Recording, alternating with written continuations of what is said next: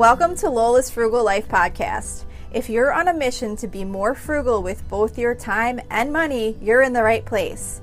In this podcast, we talk about topics that help enhance living a frugal lifestyle. The goal is to save time and money where we can so that we can use the rest on what matters most to us. We talk a lot about both time and money management so that we can waste as little as possible on both. We do this while also embracing a progress over perfection mindset. If that sounds good to you, then please stick around for the latest episode right after a few quick words from our sponsor.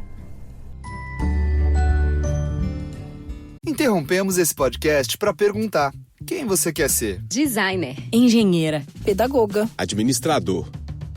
Quer saber? O Senac EAD é nota máxima no MEC. Tem cursos de diversas áreas, com conteúdo elaborado por especialistas do mercado e professores mestres e doutores. Ainda tem o Senac Carreiras, conectando estudantes a vagas de emprego em todo o país. Saiba mais em ead.senac.br/graduação.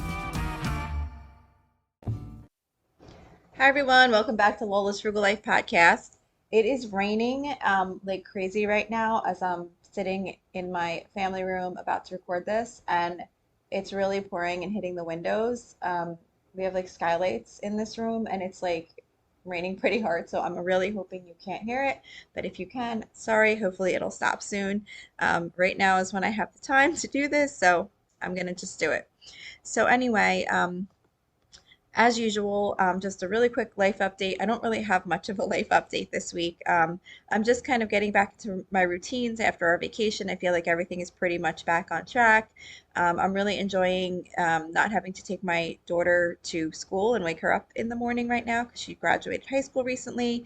And I've just been using that time, which I would have been doing anyway, plus extra time, to spend time in the morning watering our plants and things like that. So it's just been really nice. I'm really enjoying the summer. And for my loving lately, we just got this little pink Intex pool, and I really, really love it. It's really, really so small. It's almost like a baby pool, but bigger than a baby pool. It's big enough to like sit in and like get cooled off in the water and everything. And I don't know, it's really cute and it's really cool. We had a big above ground pool, like a really enormous above ground pool. And we had it for a really long time since my kids were little. And we started having trouble with it where the water was just like somehow draining way too, like it was just kind of like losing water. And I don't know, maybe it needed a new liner. We're not really sure what the problem was, but we had it for a really long time and my kids are older and it's not getting used as much anymore. So we decided to have it taken down. And my middle daughter saw this pink pool and she's like all into everything pink. So she saw this pink pool and she's like, we got to get this pink pool. So we got the pink pool and we just set it up and it's super cute and I just really love it. So that's what my loving lately is right now. As far as reading, right now I am listening to the audiobook The Time Traveler's Wife on Goodreads. It has a rating at 3.99. It centers around a man named Henry with a genetic disorder that causes him to unpredictably time travel, and his wife Claire, who's an artist that has to deal with his constant absences. So I know it sounds really strange, but I'm actually about 2/3 through the book, and I am really enjoying it. So I'm curious to see how the ending turns out, but I know this book's been out for quite a while. I believe I've heard about it a lot over time. I just finally got around to reading it. But I'm really enjoying that. And I also just finished a couple of other books. I don't remember if I talked about Britt Marie Was Here. I just finished that one. That one happens, that's another Frederick Bachman book, if I'm saying his name right. I think that's right.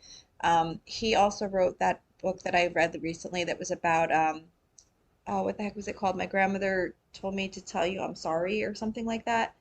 And it kind of picks up after that.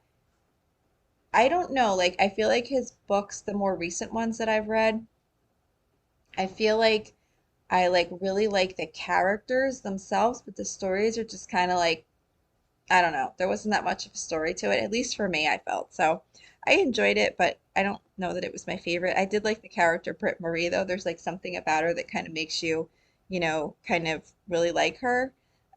She's got just some funny things about her. But anyway, so I did just finish that. So anyway, before we get into the talking about sinking funds today, I did want to mention my favorite meal because I kind of like it's kind of fun to do this favorite meal of the week. I hope you like this little part that I've added just because it kind of is. I don't know. I like to look back and say like what was my favorite meal that I made in the previous week. So I think that my favorite meal this week was the penne with chicken and asparagus. It was really easy to make and it tasted really good. It was just one of those like nice simple meals. And I don't recall when I made it last, but I'm definitely going to add it back to my meals to make again now and then, like to make sure I keep putting it on my meal plan, even if it's like, only every few months or something like that. Because it was basically just cooking up chicken and asparagus and boiling some penne pasta, seasoning it. I think it might have had chicken broth in it and mixing it together. And it was just like super simple and quick and easy. So that was my favorite meal this week. So, like the topic of this episode says, staying on budget with sinking funds, I wanted to talk about sinking funds today. And the reason this came up is because one of the members of my Facebook group um, asked about what were some of the episodes numbers that when I talked about sinking funds, and I gave them to her. And when I was looking back, I was like, oh, it's been about a year actually since I talked about sinking funds, and I think that's too long because I think it's really important to talk about them every so often because sinking funds are probably the number one thing, or they definitely are the number one thing that helped me be able to stay on budget over the course of time. Of course, it's not perfect. Things still happen that throw me off, but using sinking funds has made such a positive impact on the way I'm able to manage money that I think it's really important to talk about them and just kind of share how I do my sinking funds because I think it could definitely help some people. So, when I think back about the time before I started using sinking funds. Well, actually, let me step back. If you don't know what sinking funds are, it's very simple. It's just a fund that you put money into on a weekly or biweekly, monthly basis, however you want to do it, where you're saving up for some future expense.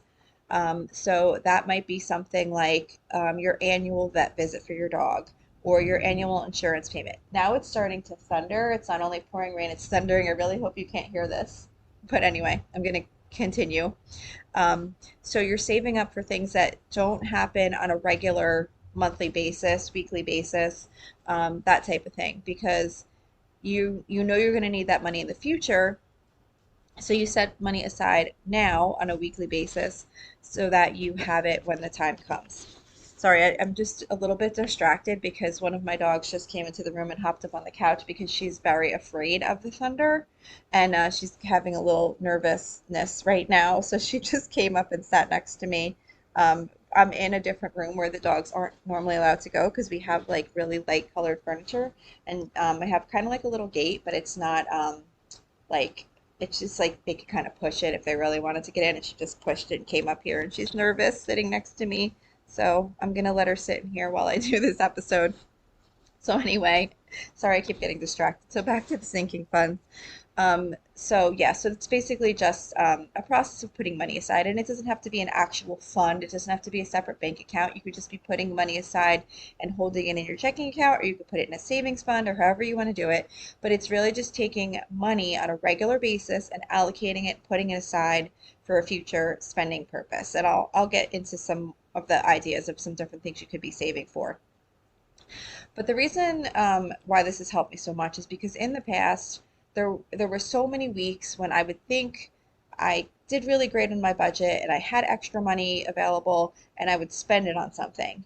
And then maybe the next week the same thing would happen again. And then suddenly the following week I would have to get like two birthday gifts for maybe two of my kids both had to go to a different birthday party, and then one of them might have needed supplies for a school project, and then we wound up ordering pizza one night because we were really busy and we were running around and they had sports and whatever, and a whole bunch of things would hit at once, and I'd go way over budget, and I was struggling with that because I was like, I don't know why this keeps happening. I think I'm doing good, and then all of a sudden everything hits at once, and I don't have any money for it. And now I'm over budget again.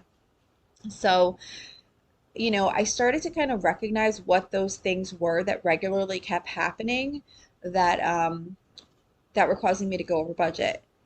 And as they happened, I started putting money aside for them. That wasn't my own idea. Obviously, I must have heard or read about sinking funds at some point. I honestly don't remember like when I learned about it, but it's been a thing. I'm not definitely not trying to say it's something I created, but it's something that I started to recognize in my spending that things were happening and they would always almost all hit at once. And I had spent the money in the previous weeks because I thought I had extra money, but I didn't really have extra money. I should have been saving that money for these future expenses. So once I started realizing that, I started putting aside, I would figure out like, okay, this expense usually costs me about this much per year. And I divided that by 52, and every week I would put those amounts aside. And sometimes those amounts would seem really small. Like, for example, I had recently talked about how I was saving up $3 a week for my daughter's prom expenses, like when they were coming up. But over time, that adds up. I started saving really early, so I had a couple $100 set aside by the time it was time for her prom. Or like medical copays, like those are always going to come up. Sometimes a bunch of you have to go to the doctor in 1 month. So I figured out about how much we spend on medical copays every year, and I put that amount aside every single week. So when those weeks when you have those weeks where you didn't spend a lot of money, instead of spending that money on other things that maybe you didn't really need, you're putting that money aside so that when the future comes, you have that money there. And really don't discount the benefit of saving those small amounts over time because, you know, you you could have something like, for example, what is it? We have like an annual subscription for, I think it's like, oh, what the heck was it? It was, oh shoot. Oh, you know what? Like QuickBooks, right? So I have QuickBooks, I pay for it. I think it's like $60 a year or I don't know, maybe 70, 80. I really don't remember exactly what it is, but I save like whatever that divided by 12 is or divided by 52. I forget. Maybe it's like $3 a week I save. But when that $60 charge comes, it makes zero impact on my weekly budget. I just take it out of that money I had set aside. So that $60 paid, no problem. And when you pay for things out of money that you had set aside, it's such a different feeling than if you are paying for things out of your weekly budget and then you have to see like what else you could maybe do if you already spent other money and now you maybe you're over budget, whatever. The annual vet appointment, that used to like always cause me to go way over budget. I would never really plan for it properly. I never had enough money set aside. It would always wind up being more than I expected. So I really started paying attention to how much it costs for both the dogs for their annual vet visit. And every single week I put aside, I think it's like maybe $14, which does. So I do sinking funds for so many different things just because over time it's really grown the things that I want to save for. I like being very specific with the sinking funds. So I have one, like I said, for I have one for like Quicken. I have one for the vet visits. I have one for Bath and Body Works. I have one for ordering out pizza once in a while. I have a general one just for like family fun if we're out and I decide to get us, I don't know, popcorn at a fair or something, who knows. I'm trying to think what else I save for. I save for clothes for my daughter, who that one's about to be done with shortly because she just turned 18. So soon she's gonna kind of be, she pretty much kind of is now responsible for her own clothes because she's working and everything. But I was saving for that. I used to save for school supplies. I'm trying to think, what else do I save for? I save for so many things on a weekly basis. Actually, you know what? I have it right here. Let me just look. So yeah, I save for my Amazon Prime membership. I save for pedicures. I save for pet food and supplies. I save for prescriptions and copays. I save for horse expenses because I have a horse and I have to, she has expenses that go along with her. Like other than just the regular board in the vet, I save for things like if she needs a new halter or if she needs supplements or whatever. I save for our farrier because farrier has to come do her hoofs. I save for car repairs. I save for a hot tub. We have a hot tub that needs like supplies occasionally. So, like chemicals and things. So like I save a little bit for that. I save for candles. I save for Instacart membership. I save for all these different things. Oh, Nespresso. I save for Nespresso because we have a Nespresso delivery that comes every 2 months.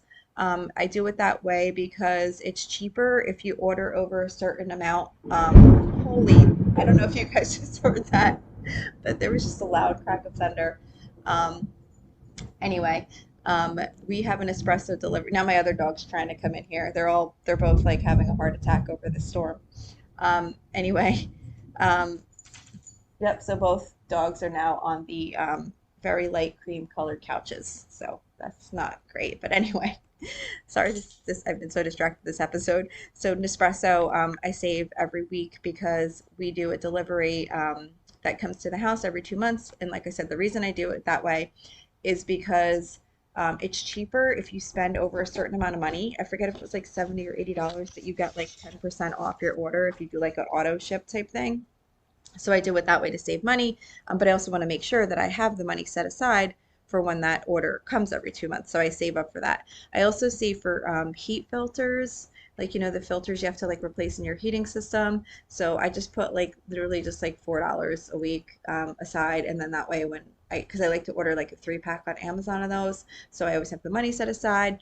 And I know some of these sound like small things, but when you don't, at least for me, I have found that when I don't save up for them, they all seem to hit at once, and then I'm scrambling trying to figure out how to make up the difference in my budget. So that's why I save for so many different things. If you don't like being so detailed, you can easily just save up a larger dollar amount that covers all these different types of things. You don't have to specifically have these buckets for every single little item. You could just do a larger sinking fund and then just pull from that as those expenses come up. For me, I just like having it detailed because that's just how I am. I like to see that there's the money for all the different things, but you definitely can just do it as you know one larger amount that you just pull from as these things come up. But it still would be important to kind of list out what those things are, so that you kind of have an idea of how many or how much dollars you want to be putting aside each week. And then of course, I did mention some. I mentioned pedicures and family fun, things like that, but you definitely want to have sinking funds that are for fun things, not just for regular expenses. If you like to go out to eat, or if you like to go to the zoo, or like, I don't know, whatever things you might want to set a little money aside for some splurges, that's always fun, and it's really important to do that. As I said, you can put sinking funds in a savings account. I just keep it as part of my checking account. I just set the money aside as like kind of not being available except for those expenses. And it really just sits there until I spend, and then I minus it out of that bucket when I spend that money. So if this is new to you, or you know about it but you just haven't tried it yet and it just seems overwhelming, I would say just start small. Just pick one expense category that you always find causes you to go over budget, and set up a sinking fund for that one expense. Just estimate how much you're going to spend on that over the course of the year, and put away a little bit each week, or each month, or however you want to do that. And don't worry too much if you're not sure the exact amount to save. Over time, you'll get a better idea on how much you're going to need, but just start somewhere. And I really think you'll find that this will help you with managing your money and staying on budget a little bit better. So I hope you enjoyed this little refresh on sinking funds. And that's it for today. So thank you so much for listening, and I will see you back here next week. So thank you for checking in for this podcast episode. And don't forget, you can always email me with any questions or suggestions at lolasfrugallife@gmail.com. You can follow me on Instagram and Facebook at lolasfrugallife. And you can find a blog post for most of my episodes, and definitely all of my meal plan episodes, at lolasfrugallife.com. You can also join our private listeners group at facebook.com/groups/lolasfrugallife. And if you enjoy the show, please make sure to subscribe on Apple Podcasts, Spotify, YouTube, or wherever you listen from. And I would love it if you would screenshot the show and tag me on Instagram so I could see you're listening. Also, if you can please take a couple of seconds to rate and review the podcast. Those ratings and reviews are what help the show come up better in search results so that other people can find this podcast. So that will really help me in growing my audience.